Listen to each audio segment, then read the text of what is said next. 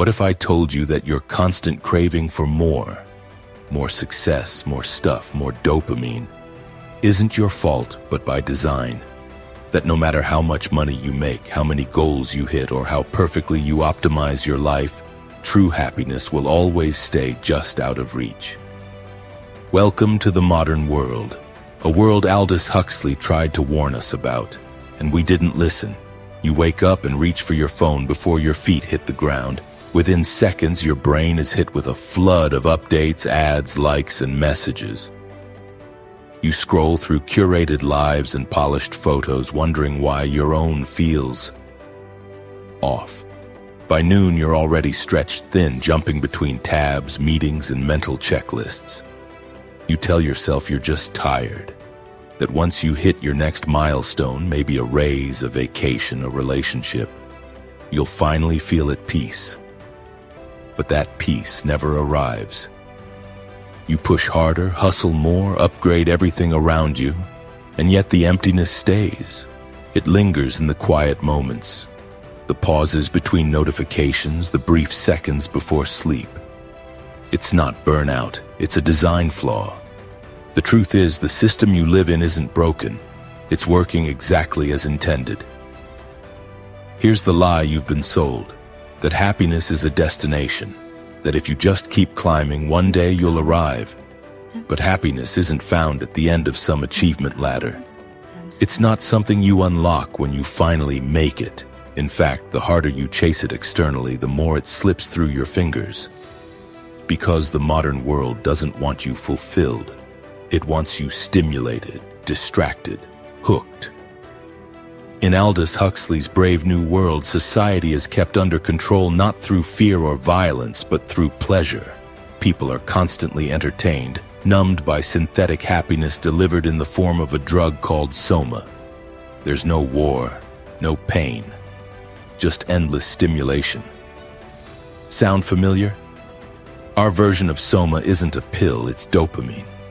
Fed to us through TikToks, YouTube shorts, food delivery apps, targeted ads, and endless convenience. The world has never been more pleasurable, and yet we've never been more miserable. Huxley didn't write fiction, he wrote prophecy. So why are you unhappy in the modern world? Let's break it down. 1. The illusion of choice. Too much is a trap, not freedom. At first glance, choice seems like the cornerstone of freedom. More options mean more control, more autonomy, more opportunity, right?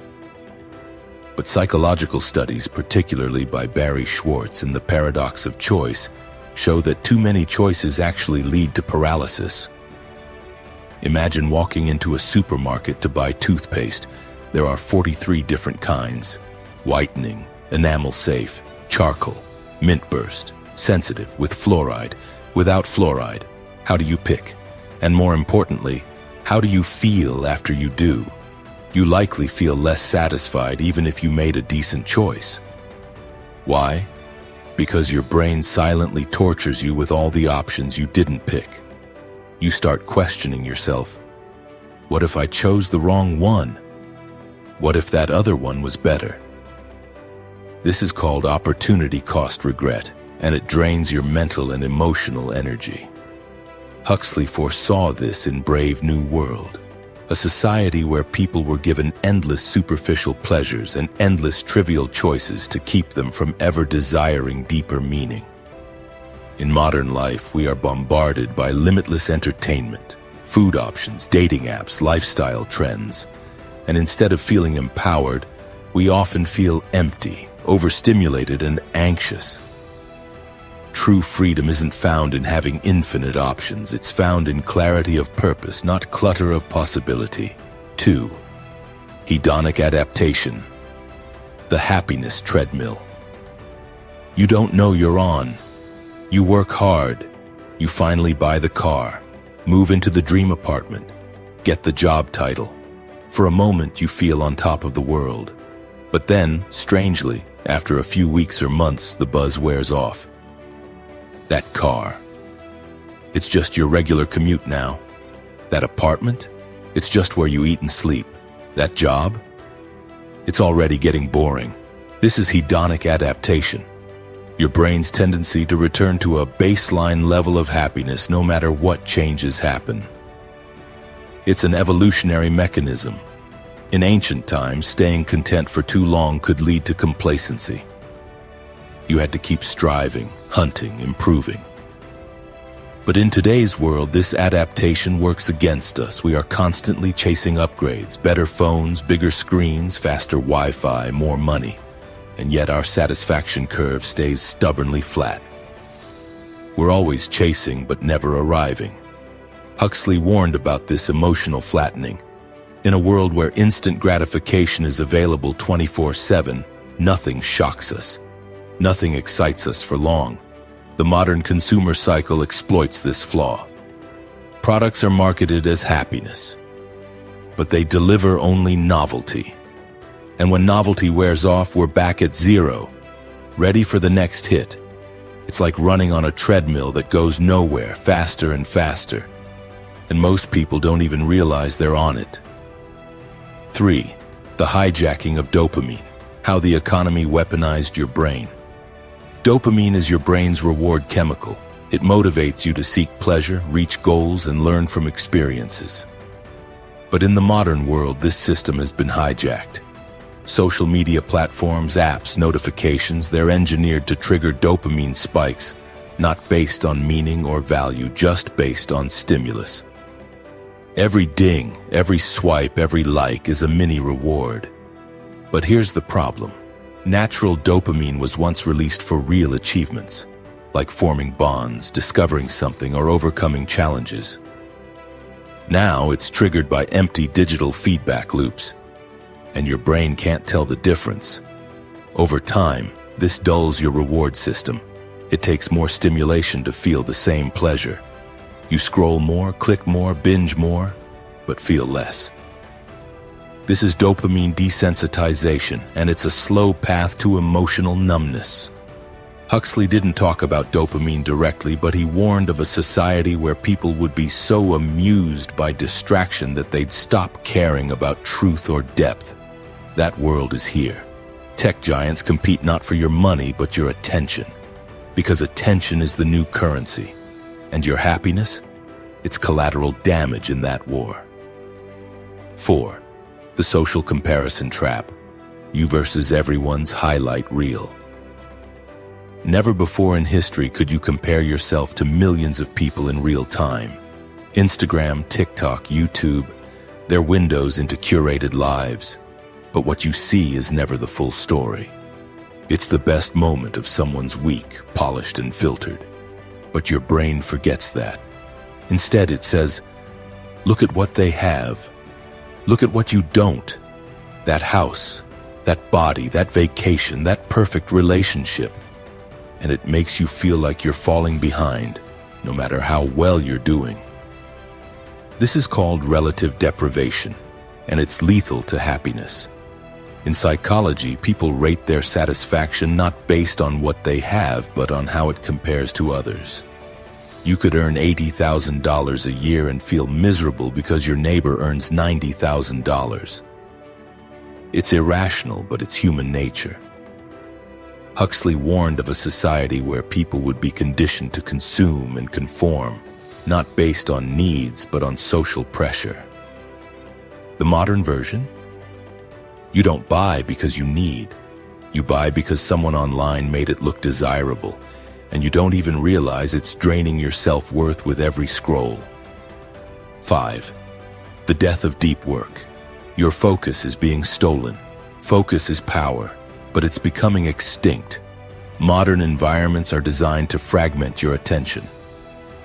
Notifications, multitasking, email overload, background noise. Your brain is constantly being interrupted. And each interruption comes at a cost. Cal Newport coined the term deep work, the ability to focus without distraction on cognitively demanding tasks. It's where real value is created, where innovation happens. But the modern world makes deep work nearly impossible. Why does this matter for happiness? Because flow state, total immersion in an activity, is one of the most reliable sources of lasting satisfaction.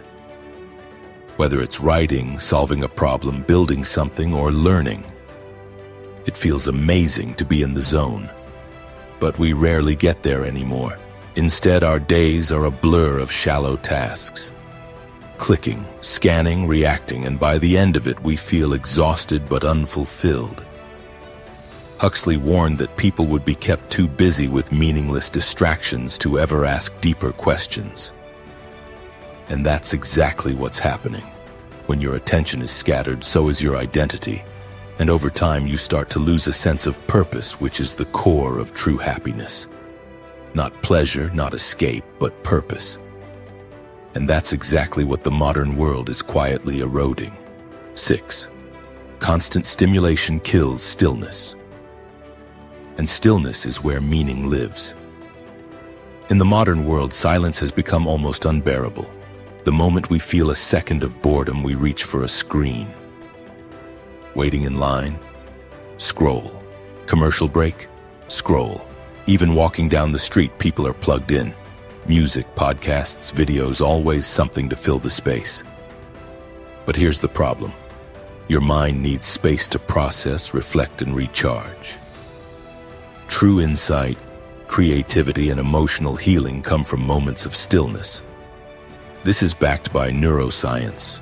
Your brain's default mode network activates when you're doing nothing, and it's critical for processing memories, forming your identity, and imagining the future.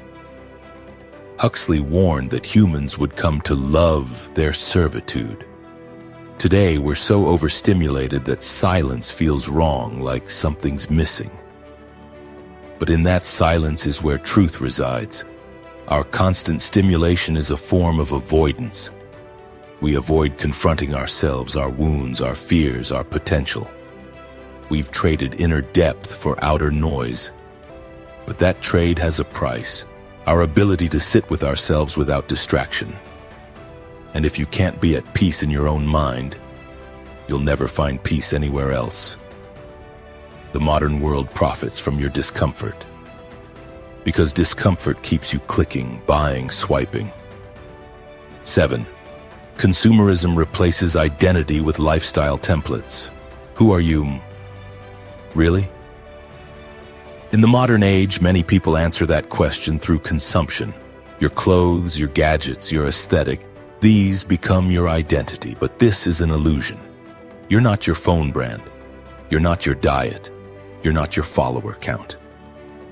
Huxley foresaw a world where people would be conditioned from birth to fit into social roles and consumer classes. Today, we don't just buy products, we buy lifestyles: minimalist, tech-savvy, biohacker, van life adventurer. Every niche comes with a pre-packaged identity. The problem? These identities aren't real, they're scripted. And when you adopt a scripted identity, you lose the chance to form your own. Your thoughts become shaped by marketing. Your goals are pre-written by influencers and algorithms. You feel like you're choosing your path, but you're actually just selecting from a shelf of options someone else designed for you. And here's the kicker. No consumer identity can give you true purpose. Because purpose isn't bought, it's built through struggle, reflection, and values. When you substitute spending for self-discovery, you become hollow. But the world rewards the hollow, because the hollow always wants to fill itself, usually with more stuff. 8. Productivity obsession turns life into a checklist. Look around. Everything is optimized. Your morning routine, your calendar, your workouts, your time management. But what happens when we start treating life like one big to-do list? In the productivity-obsessed culture we live in, rest feels like laziness. Joy feels like a waste of time. If it's not monetized or measurable, it's often dismissed. But here's the irony. Chasing productivity without balance actually makes us less fulfilled. Because we're constantly doing but never being. Huxley imagined a world where efficiency would be prized over humanity, where every moment would be engineered for output, not experience. And we're living it. Even leisure is now structured. Bucket lists, travel goals, Netflix binge recaps, We turn joy into checkboxes. But life isn't a spreadsheet. Not everything needs to be optimized. In fact, some of the richest experiences in life are unstructured, inefficient, and unproductive. A long, aimless walk, a deep, meandering conversation, a moment of stillness watching the sky. If we lose touch with these, we lose touch with ourselves. You were never meant to be a machine. But the modern world doesn't care about that. It cares about output. And that's the danger. When you let performance metrics define your worth, you'll always feel behind, no matter how much you do. 9. The erosion of real human connection. We're more connected than ever, and more lonely than ever. That's not a contradiction. It's the reality of digital-era relationships. Texting isn't bonding. Emojis aren't empathy. Video calls don't replace presence. Real human connection requires vulnerability, shared experience, and physical cues, tone of voice, eye contact, touch. But modern communication flattens all of that. We edit our words, filter our photos, control our narrative. And in doing so, we often lose authenticity. Huxley predicted a world where human intimacy would be devalued, where people would be too distracted by pleasure and novelty to form lasting bonds. Look around. Ghosting, short-term flings, swipe culture, friends we never actually see. Social media gives the illusion of connection, but it often deepens isolation. Why? Because it lacks depth. When you're struggling, 100 likes don't comfort you. When you're celebrating, a fire emoji doesn't feel like a hug. Loneliness isn't just emotional, it's biological. Chronic loneliness has the same health impact as smoking 15 cigarettes a day. But you can't fix it by adding more followers. Real connection is built slowly. It requires time, presence, and trust. And in a culture that values speed, attention, and spectacle, those things are becoming rare. 10. The collapse of meaning. Why just be happy doesn't work. We're told to be happy, but no one tells us how. And more importantly, no one tells us why. Happiness without meaning is like sugar without nutrition, sweet but empty. In ancient cultures, happiness wasn't the goal. Meaning was purpose, honor, contribution. Today, we've reversed it. We chase happiness through purchases, perks, and pleasures, but none of it satisfies for long. Psychologist Viktor Frankl, a Holocaust survivor, said that humans are most fulfilled not when they're happy, but when they're living with purpose. A reason to wake up, a challenge worth facing, a future worth building. Huxley warned that modern societies would distract people from seeking meaning by drowning them in entertainment and comfort. And that's exactly what's happened. We're numbing ourselves with noise, because the silence might force us to ask, why am I doing all this? Happiness isn't the result of pleasure. It's the byproduct of meaning. And if you don't have meaning, no amount of dopamine hits or convenience will make you whole. The modern world wants you comfortable, but comfort is not the same as contentment. To reclaim happiness, we must first reclaim purpose. And that means disconnecting from what the world says you should want, and reconnecting with what your soul truly needs. 11. Manufactured consent, when you think you're choosing but you're not. Modern life gives the illusion of autonomy. You feel like you're in control. You pick what to wear, what to watch, what to believe. But how many of those choices are truly yours, free from influence, algorithms, or marketing? Huxley understood something chilling. Control doesn't always come through force. It often comes through seduction. Give people comfort, distractions, and the sense that they're choosing freely, and they'll stop questioning. They'll even defend the system that manipulates them. Today, your preferences are shaped by algorithms before you even know you have them. What you see online isn't neutral. It's designed to influence you, to buy, to click, to agree. From the news you consume to the causes you support, your worldview is being shaped without your consent, and this conditioning seeps into happiness. You're told what should make you happy: luxury, speed, youth, status, aesthetics. But what if your soul craves simplicity, depth, silence? You may never know, because those options don't trend, they don't sell.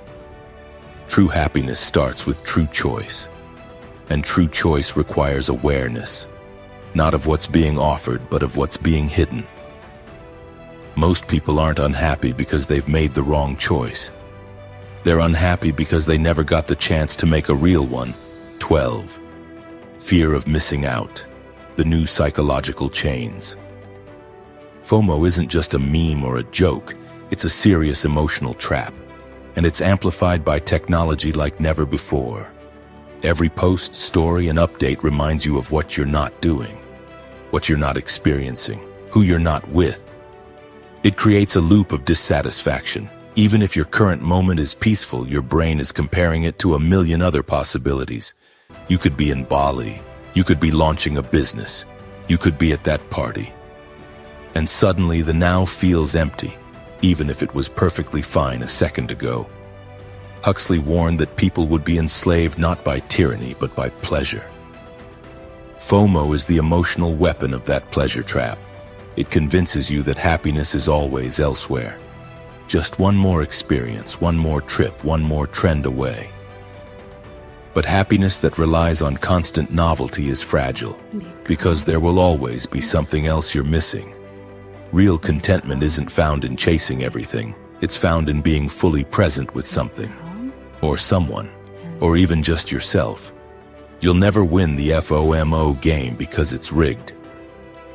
Every time you scroll, the bar moves higher. But once you unplug from that illusion, you can start building joy from within, where the algorithm can't reach. 13. The disempowerment of the individual, systems over souls. One of the quietest dangers in the modern world is the feeling of being just a number, a metric, a user ID, a data point. Whether you're dealing with healthcare, education, employment, or social media, everything is optimized for systems, not for souls. You start to feel interchangeable, replaceable, disposable, and that crushes happiness at the root, because happiness is tied to significance. Not ego, but the deep sense that your life matters, that you're seen, that you're heard, that you're real.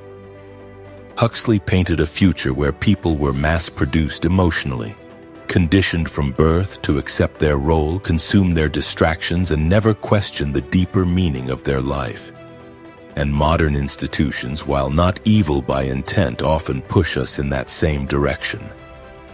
We're taught to fit in before we're taught to think, to comply before we create. And slowly that strips away our confidence, our intuition, our fire. But here's the paradox. True happiness comes from embracing your uniqueness, not your conformity. From discovering your path, not just walking the one everyone else is on. And systems as they exist today rarely reward that. To be happy in the modern world, you often have to rebel in small, quiet ways.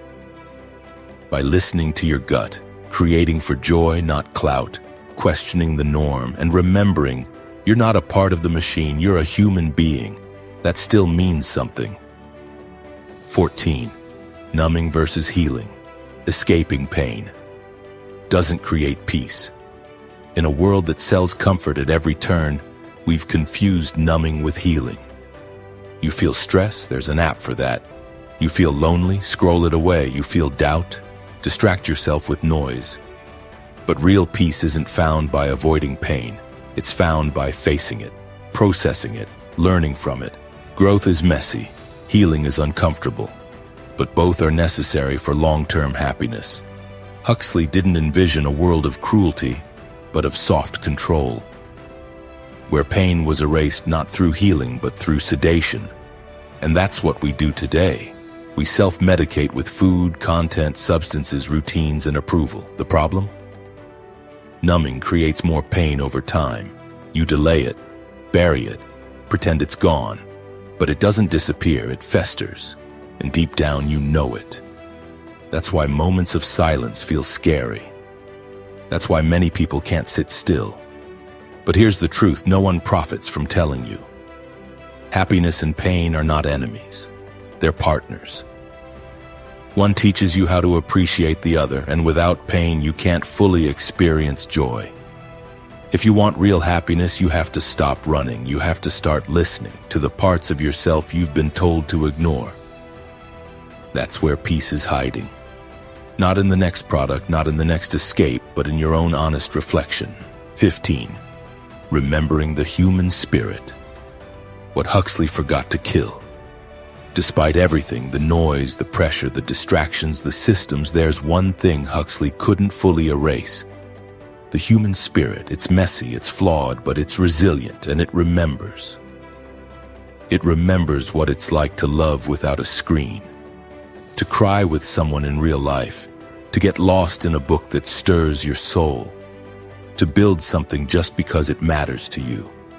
It remembers silence, article nature, connection. The modern world may be designed to suppress that spirit, but it can't destroy it. Because no matter how many algorithms surround us, there's a part of you that still knows what real happiness feels like. It's not hype, it's not luxury, it's not a life you show off. It's a life you live. Fully, honestly, courageously. Huxley's warning is real, but it's not a prophecy you're doomed to repeat. It's a map, showing you where the traps are. And if you're awake enough to see them, you're powerful enough to step around them. Because the real rebellion isn't loud, it's not angry, it's not dramatic. It's choosing to be fully human in a world that wants you automated. And that, more than anything else, is where true happiness begins. You're not alone. Despite higher incomes, better technology, and more access to resources, happiness levels in developed nations are flatlining or dropping. Depression is now the leading cause of disability globally. Even the wealthy, the famous, the ultra-productive, they feel it too. They just have more distractions to hide behind. Because in a world built to numb you, being awake hurts. But that pain, that low hum of dissatisfaction, it's not a bug, it's the signal. So what can you do? Start by pausing, just stop. Step away from the noise. Understand that your unhappiness is not a personal failure. It's a predictable outcome of the system you're in. Then redefine what wealth means to you. Not in numbers, but in freedom, time, mental clarity, depth of relationships. Real peace doesn't come from more, it comes from enough. And if this message resonated, share it. Not because of the algorithm, but because someone else is silently drowning just like you were. Huxley warned us nearly a century ago. And now it's time to do what we didn't then. Listen. Because in a world designed for distraction, your awareness is rebellion.